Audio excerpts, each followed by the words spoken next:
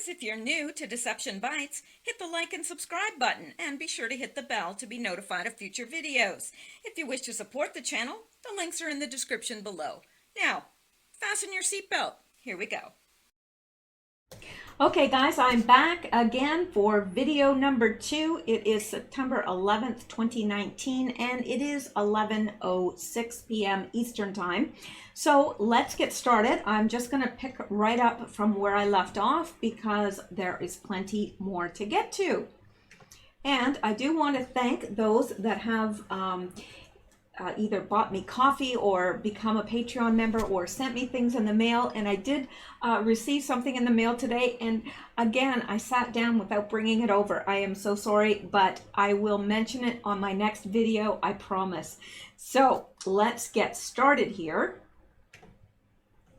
And let's go out to the very next thing that is on my list. Now, Burger King. The word ham in hamburger, too offensive for Muslims. Yeah, the word, it's offensive.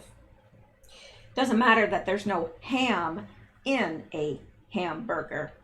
Just having the word on it is offensive. This is from yesterday, September 10th. Why is it anywhere Western and Islamic traditions conflict, it is Western mores and traditions that must give way? That's a good question, and one that I ask myself frequently. Why is it always us that has to cave? Why is that? This is our land, our culture, our traditions. If we went to their countries, we would not be allowed to demand anything of them. So why is it that they're continually allowed to demand of us? And it seems we always cave. Fast food giant, the word ham in hamburger, too offensive for Muslims. The U.S. House of Representatives changed its dress code to accommodate a Muslim, so it's clear that the demands of members of that religion are influential. Now, a major restaurant chain is changing its sandwich name to avoid offending Muslims. You know why I have to do that. I don't want to mention it too many times. The Business Insider reported Burger King in South Africa is dropping the word ham from its menu. How long will it be until we here will drop the word ham? What used to be known as the double spicy hamburger will now be a double spicy burger. The triple hamburger with cheese becomes the triple burger with cheese, and a Hamburger King Jr. on the kids menu will now be just a kids burger, the report said. Now, that's not that big of a deal. It's not that it's that big a change because we're used to calling them burgers, but it's just the principle. To me, anyway. What used to be known, okay, we just read that. The corporation, whose worldwide headquarters are in Miami, Florida, said the changes are being made to be more respectful of Muslim customers. A yawn just about took over my face there, so I was trying to stop it. It's getting late. Well, not really, but okay. Burger King is relatively new to South Africa, having launched in 2013. Business Insider noted a hamburger made of minced beef does not contain pork. Ham is simply part of the name of the German city Hamburg, where the patties were supposedly first made. Juan Klopper, the COO of the chain in South Africa, said its outlets have been certified halal or compliant with Islamic law, even though its products' names include ham. But the company also said its sites are losing that certification since some sandwiches are being redesigned to include bacon based on popular demand. Jihad Watch asked what other religious community gets this kind of consideration. Well, I'll answer that. None. There are no other religious communities that get that kind of consideration or any consideration at all. So, that is it for that. But I did want to bring that to you because I find it a little bit disconcerting, to say the very least.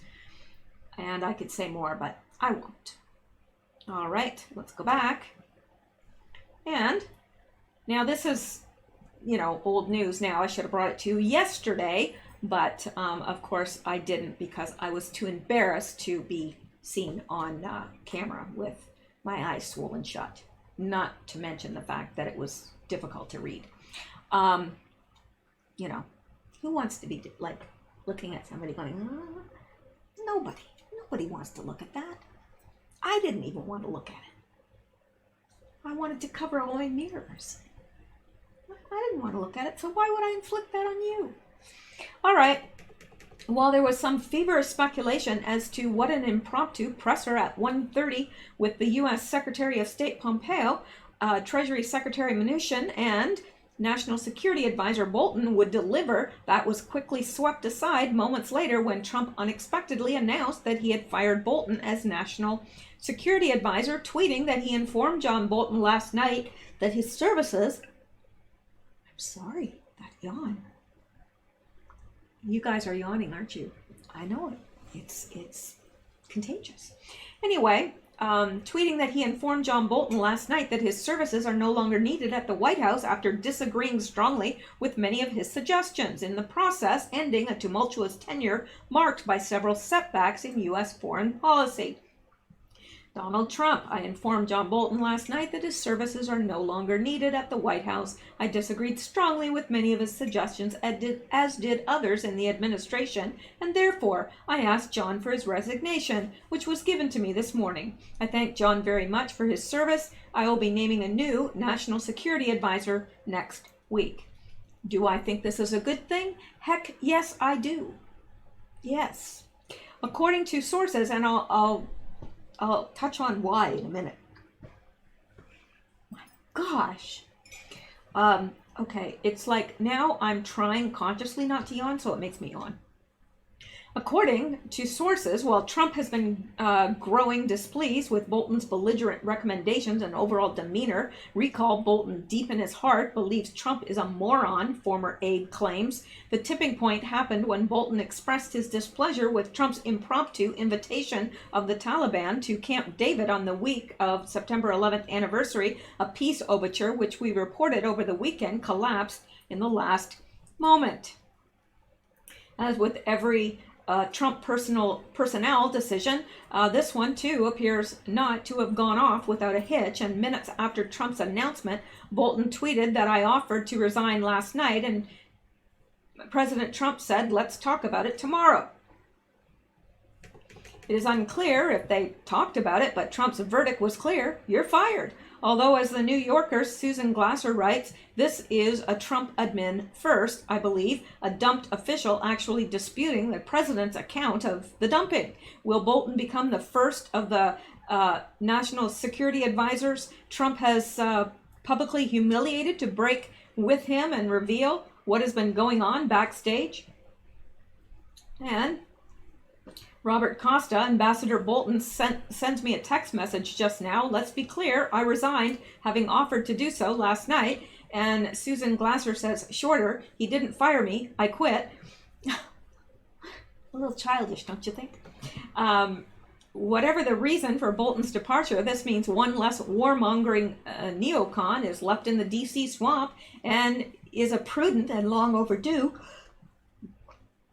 I think my bedtime is fastly approaching because the yawns are coming quite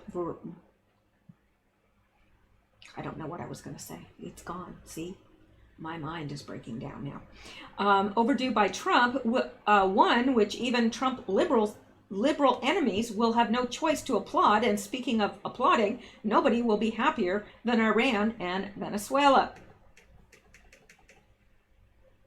And while the digital ink wasn't even dry yet on the tweet with which Trump fired Bolton, the former NSC already issued a veiled threat. Robert Costa, Ambassador Bolton, to me just now. I will have my say in due course, but I have given you the facts on the resignation. My sole concern is U.S. national security. No, I don't believe that. As Bloomberg details the often heated relationship, Bolton, 70, joined the White House in April 2018, bringing an interventionist view into Trump's inner circle. From the outset, Bolton seemed like an odd fit under a president who champions an America First agenda. At times, he pursued his long-standing foreign policy priorities, creating tension with top administration officials and the president himself. Bolton came to the post best known for his ardent support of the 2003 U.S. invasion of Iraq while serving in the George W. Bush administration. Okay, that's not well written. Zero hedge. All right. I'm just reading what's there, a Fox News contributor and senior fellow at the Conservative American Enterprise Institute. Weeks before joining the White House, Bolton wrote a Wall Street Journal op-ed arguing for a preemptive strike against North Korea, only for Trump to instead pursue diplomacy with Kim Jong-un. Bolton said that his personal views were now behind me and that the important thing is what the president says and what advice I give him. Yet when Trump made a June visit to the demilitarized zone dividing the Korean peninsula to meet with Kim, Bolton was absent, meeting with officials in Mongolia instead. While we wait, more details on this strike by Trump against the military-industrial complex enabling deep state. Here is a fitting close from Kurt Mills via the American Conservative. Ending America's longest war would be a welcome rebuttal to Democrats who will, day in and day out, charge that Trump is a fraud, but to do so, he will likely need a national security advisor more in sync with the vision. Among them, Tucker Carlson favorite Douglas McGregor, Stephen Bejan, I'm not sure if I pronounced that correctly, and forgive me if I didn't. The runner-up previously, or the hawkish but relatively pragmatic retired General Jack Keane. Bolton seems to be following the well-worn trajectory of dump Trump deputies. Jeff Sessions, a proto-Trump and the first senator to endorse the mogul, became Attorney General and ideological incubator of the new rights agenda, only to become a person non grata in the administration. Oh, he hasn't had his day yet. Yeah, he hasn't had his day yet. Don't count him out. The formal execution came later. Bannon followed a less dramatic but no less explosive ebb and flow. James Mattis walked on water until he didn't, and Bolton appeared the leading light of a neoconservative revival of sorts until he didn't.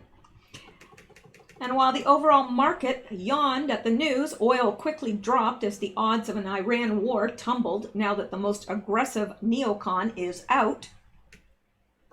So has Trump finally learned not to surround himself with belligerent war advocates? The answer will be disclosed when Trump reveals who Bolton's replacement as National Security Advisor will be.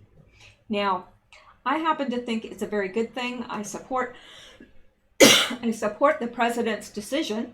You know why? Because he's been right in the past. That's why. He's got a very good track record. So, yeah, I support it. Not that that matters, but just saying.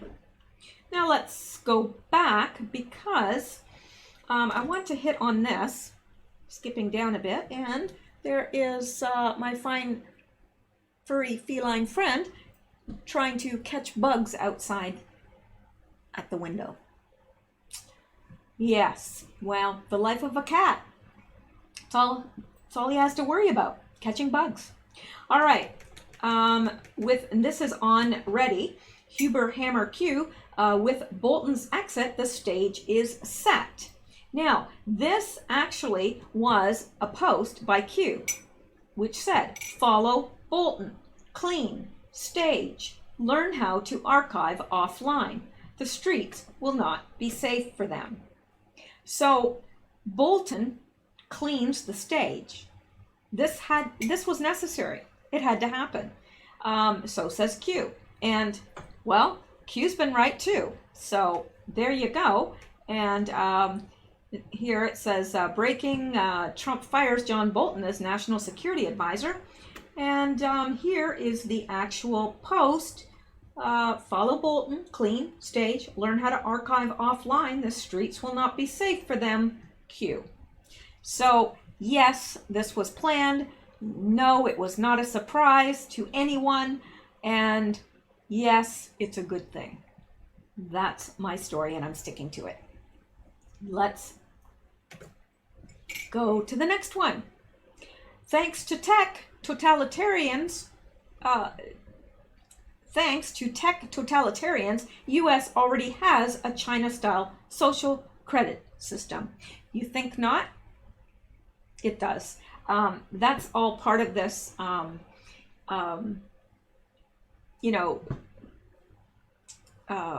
do you call it? Censorship. Yeah. I mean, if you're a conservative, you're going to be censored. You're going to be punished.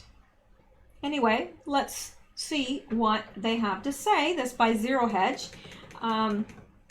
While protesters in Hong Kong fly American flags and rip down security cameras, an even more insidious Chinese-style social credit system is solidifying in the United States. The Trump administration is considering an alliance with big tech to determine who is allowed to own guns. The mainstream media wields more power than the state itself, blithely doxing private citizens it wants to destroy because of their political views. Finally, the mysterious purge and equally mysterious reestablishment of some dissident right YouTube accounts show that political debate is being managed from the top down. Every American can have his job, constitutional rights, and reputation destroyed by a power structure that is completely unaccountable and is being imposed on us in the name of freedom. Yeah, we're anything but free. Sadly, President Donald Trump seems oblivious to this attack. He's failed to defend those who defended him. He instead filled his administration with enemies eager to smear him in tell-all books. John Kelly told Trump his memoir would wait unless attacked. By Caitlin Yelek, Washington Examiner, September 4th. He's now taking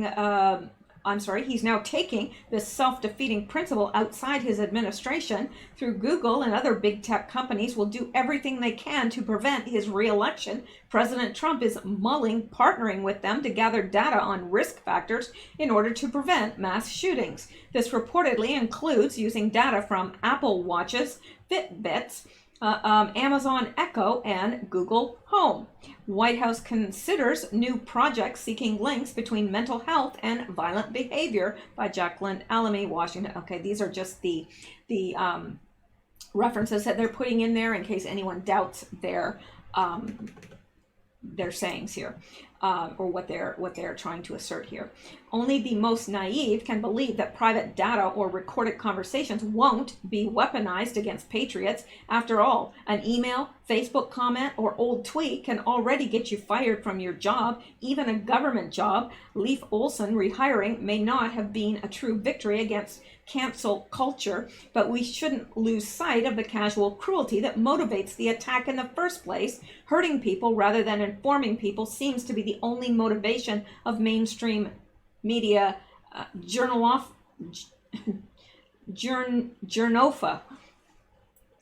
Okay, well, that's an odd word.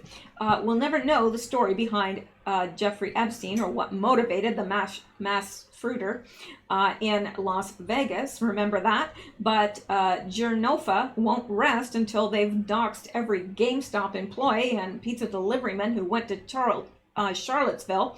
Another example, dozens of Customs and Border Protection officers may lose employment or suffer lesser penalties after their comments in a private Facebook group were leaked. And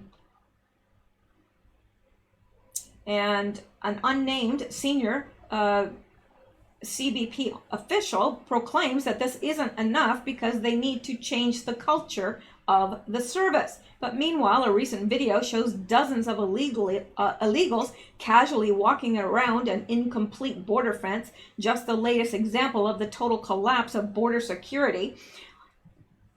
Yeah, Wednesday morning, and this is by CBP Arizona.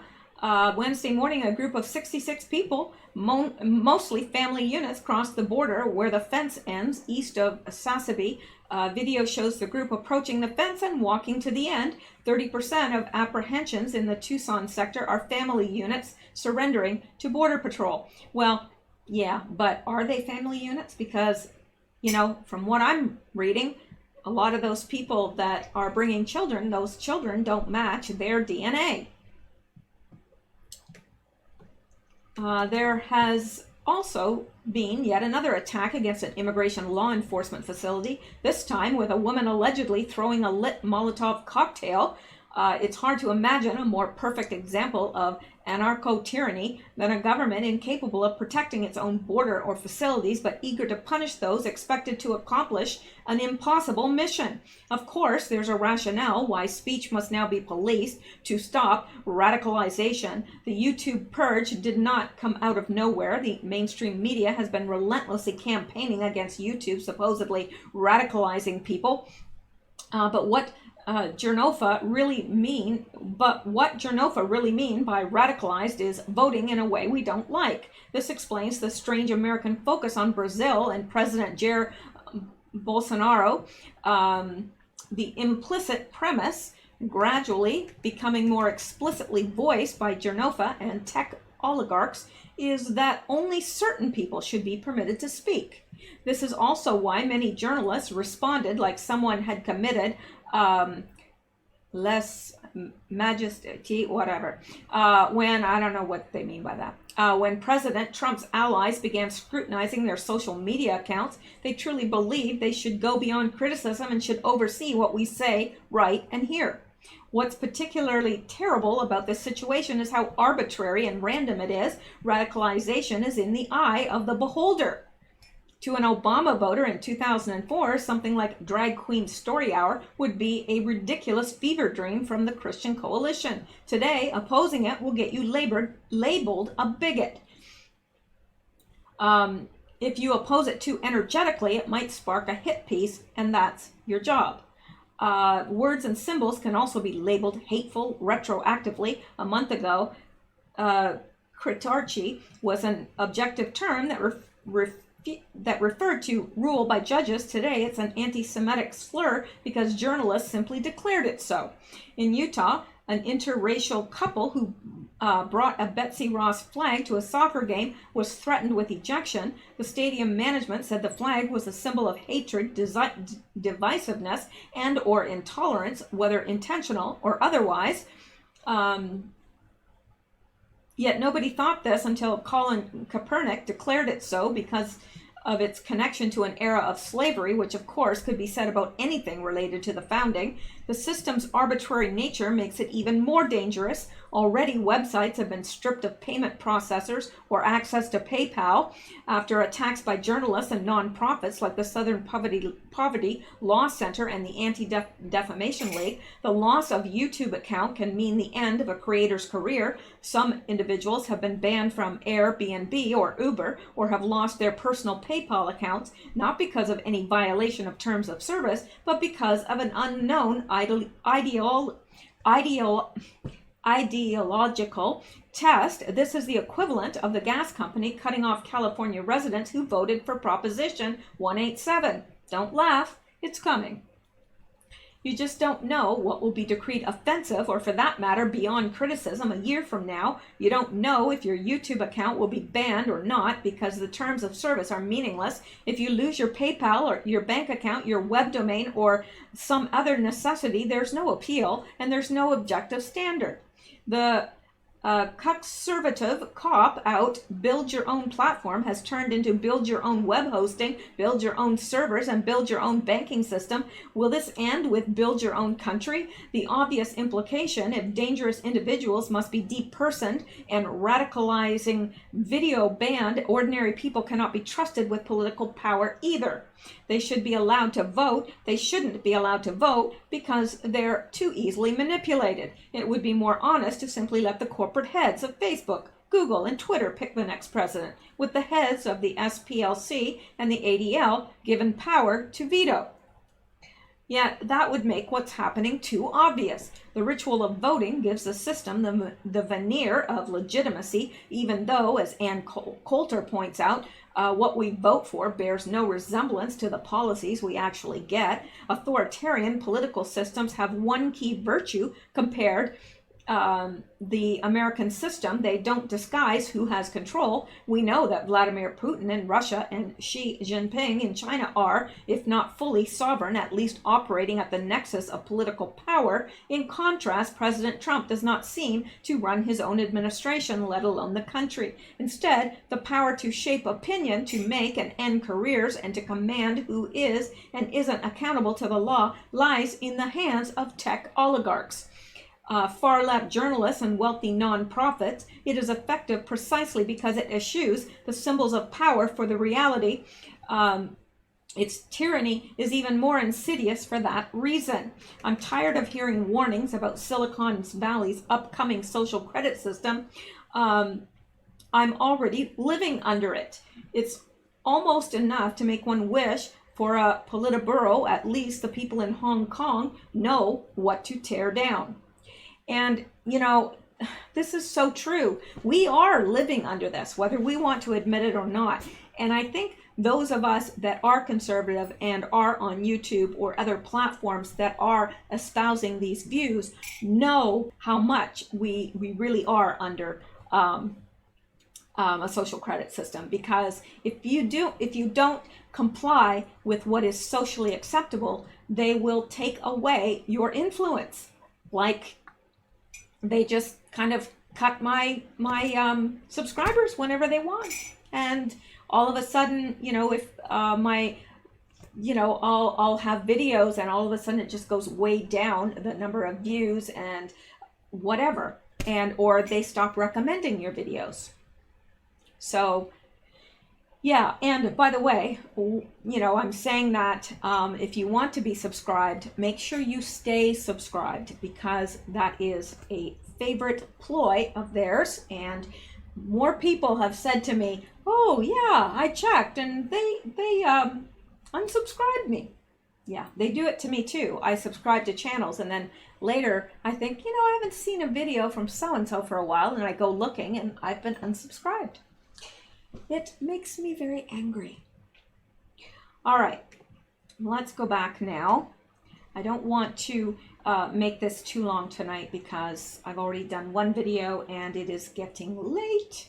All righty, let's look at this. This is important as well. Okay. Former FEMA official arrested on bribery fraud charges relating to Puerto Rico power restoration. How do you like that? I don't. A former Federal Emergency Management Agency official has been arrested on charges that she took bribes from the president of a company that received $1.8 billion from the federal government to repair Puerto Rico's power grid after it was decimated by Hurricane Maria. Federal authorities say they arrested former FEMA Deputy Administrator Asha Tribble and the former president of Cobra Acquisitions, Donald K. Ellison, on Tuesday, accusing them of conspiring to defraud the federal government.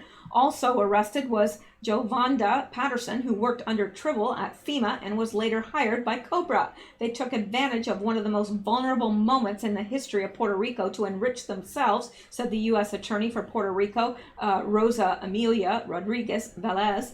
A federal investigation found that Tribble and Ellison had cultivated a close personal relationship, and that Ellison had multiplied Tribble's slew of perks in exchange for her influence in securing Cobra's government contracts. The gifts include a helicopter tour over Puerto Rico, a New York apartment, plane tickets, and hotel stays. In one instance, Tribble threatened in February of last year to withhold FEMA aid from the Puerto Rico Electric Power Authority if it did not hire Cobra to repair damage from an explosion, despite officials at the public utility saying they could get work done for a lower price. Lovely. Yeah, isn't that nice? Right. Stuff like that enrages me. You know what else enrages me? I'll tell you. Abaco Island in Bahamas. There are people that have been there since the hurricane struck with no water, no food. There's nothing there. There's no gas stations. There's no power at all. There's no water. There's no electric. Well, I just said no power. No water. There's no utilities whatsoever. Most, if not all, of the houses are decimated. Every house is damaged. There's nothing livable, and they say the stench of dead bodies is overwhelming, and yet they're just leaving these bodies to bloat in the sun, and they're leaving the people there. And you know why they're leaving the people there? Well, let me tell you. Because the Bahamas Air is charging each person $75. Now, exactly how do you come up with $75 when you left your house with the clothes on your back and swam for your lives? You don't have money on you or a passport on you or ID on you, nor could you be able to find it. You'd have to dig through all the wood and the dust, and I mean, who knows what is in that stagnant water now, because they say, you know, they were claiming that there were so few people that died. Well, they're saying 3,000 now on the island of Abaco, but I think that is extremely underestimated, because everyone, you know, some of these people are, you know, talking. Some of these people that have made it off are talking, and they're saying there's dead bodies everywhere. And some of them were saying, you know, the one lady was saying, I don't know what to do. I don't know where to go. You know, well, she called it her mommy. She was, I don't know, she was not a young woman, but she was not old. And she says, my mommy's gone, my brother's gone, my whole family's gone. What do I have to live for? Well, I don't know where to go, what to do. I don't have any money. They have the clothes on their back, all of them. That's it. And they're standing around and waiting, and they're being told that unless they have $75, well, I guess the Bahama government will just let them sit there and rot, like they're letting the bodies rot in the sun. These bloated bodies that are getting worse by the day, and they're collecting some, but others they're just leaving to rot. They're underneath rubble and so forth, and they're just not, I mean, why wouldn't the Bahamian government why would they charge them, first of all? These are their own people. Why aren't they rescuing them? Why aren't they getting them to another island where they can be fed and clothed and housed? These people are sleeping on the wet ground. They have nothing, absolutely nothing. You know, the one guy said, well, he hadn't eaten. He got off the island, but he said he hadn't eaten in 5 days. He hadn't showered. He hadn't done anything. He hadn't had anything. And the water, they're drinking the water out of desperation, some of the water, and it's deadly. So, yeah, that is sad. It's sad. And they're begging for people with planes to go and help them, but I can't imagine why the Bahamian government is not helping them. At least bring the airplanes in and let these people off that island, and don't charge them. Where are they going to get money? There's no ATMs, there's no banks, there's no restaurants or stores or anything to get anything. There's nothing there, nothing. So anyway, that's what I find sad. All right, now, let me see. Okay, I'm going to hit on this, and then I'm getting very close to finishing tonight because I am tired, and I will be back tomorrow with 1, possibly 2 videos. We'll see. But anyway, let's get to this, because this is another thing that just, I don't even know what to say about it. A dozen California church leaders indicted for allegedly holding people captive and forcing them into labor. You know what? You can call yourself a church, you can call yourself a Christian, but just because you, just because you lie on a barbecue doesn't make you a hamburger. Just because you sit in the garage doesn't make you a car. You know, so these people are not Christian. They're not. Real Christians do not behave that way. They do not. A dozen California church leaders indicted for allegedly holding people captive and forcing them into labor. El Centro, a dozen leaders of Imperial Valley Ministries, including the former pastor, are charged in an indictment unsealed today with subjecting dozens of mostly homeless people to forced labor, coercing them to surrender welfare benefits, and compelling them to panhandle up to 9 hours a day, 6 days a week, for the financial benefit of the church leaders. I hope these people are put away forever. They should never be in any. That is spiritual rape. It really is. And it's disgusting. The defendants were arrested today in El Centro, San Diego, and Brownville, Texas, and charged with conspiracy, forced labor, document servitude, and benefits fraud. The local defendants are scheduled to be arraigned in federal court in El Centro today at 1:30 p.m. before U.S. Magistrate Judge Ruth Bermudez, Montenegro. The indictment alleges an appalling abuse of power by church officials who preyed on vulnerable homeless people with promises of a warm bed and meals, said U.S. Attorney Robert Brewer. These victims were held captive, stripped of their humble financial means, their identification, their freedom, and their dignity. Human trafficking robs victims of their most basic human rights, said FBI Special Agent in Charge Scott Bruner. Victims of human trafficking are often unseen by society, left pleading in silence. Today, the FBI is proud to break up the labor trafficking alleged to have been committed by the leaders of Imperial Valley Ministries in Imperial Valley and San Diego. This investigation is an example of the tireless and dedicated work undertaken by FBI agents and our partners at the El Centro Police Department in combating this heinous crime. Imperial Valley Ministries, or IVM, operates a non-denominational church headquarters in El Centro and has opened approximately 30 affiliate churches throughout the United States and Mexico, including locations in Los Angeles, Santa Ana, and San Jose, in California, in Las Vegas, Nevada, Phoenix, Arizona, and Brownsville, Texas. IVM's stated purpose is to restore drug addicts at faith-based rehabilitation group homes and raise money to open churches in the other cities to do the same. What a scam they have going on. In addition to the church and main office, IVM owned and operated 3 group homes, the El Centro area, plus one in Calexico and one in Chula Vista. Many victims were recruited from outside of El Centro, including San Diego and as far away as Texas. IVM leaders allegedly induced many to participate with offers of free food and shelter, with the false promise that victims would be provided with resources to eventually return home. According to the indictment, defendants checked in the victims at the IVM group homes, where they were required to sign agreements to adhere to rules. Many victims, including many who did not require drug rehabilitation services, claimed they were later held at IVM properties against their will.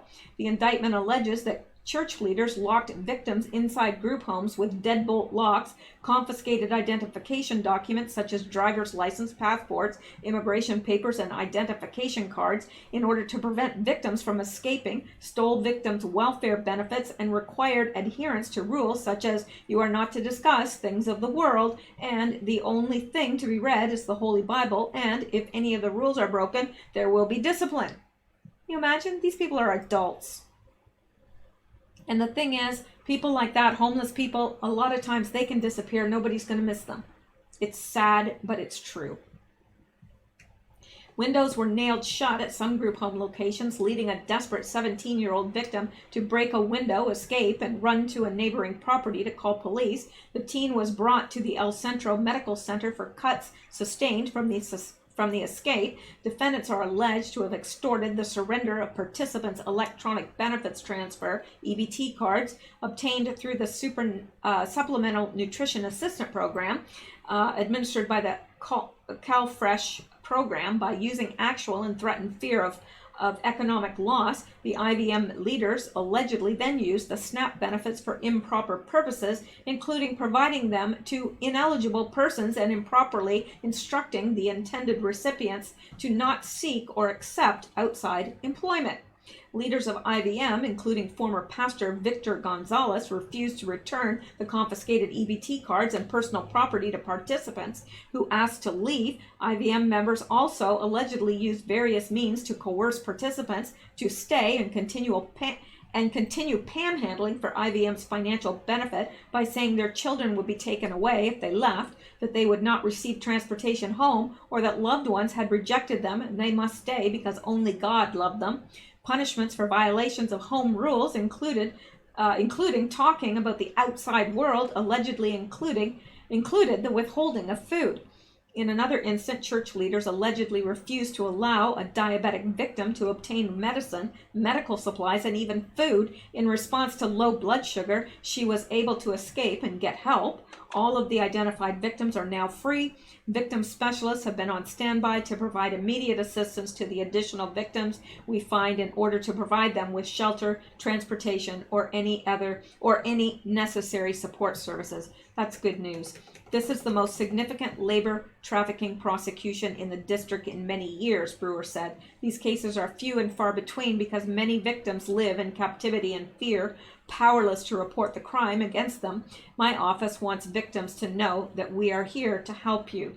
Brewer praised the FBI and prosecutor Christopher Tenorio for their excellent work on the case and expressed appreciation for the assistance of the Imperial County District Attorney's Office, the El Centro Police Department, the Imperial County Sheriff's Office, the U.S. Marshal Service, the U.S. Border Patrol, and Imperial County Social Services for their assistance with this case.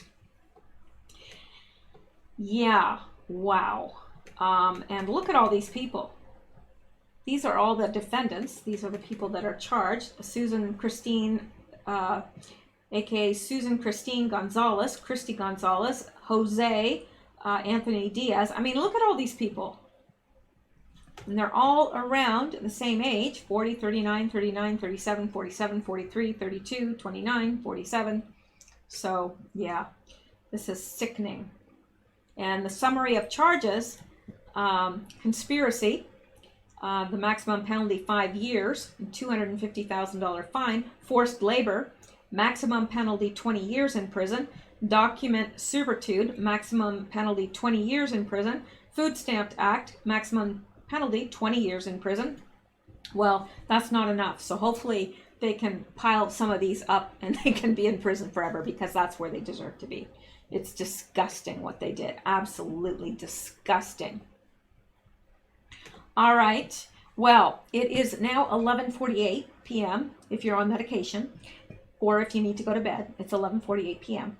So I am going to wrap it up for now. I will see you guys tomorrow, unless my eyes swell shut tonight, which I'm hoping they don't, but you know, I don't think they will. Anyway, that's it for tonight. Thank you guys so much for listening, and thank you for all your kind comments and your donations and your prayers and everything else. They are so much appreciated, and I love you guys. I really do. I feel like I know you. Anyway, I'll talk to you later. Stay safe, stay well, stay blessed, and keep seeking truth. Good night.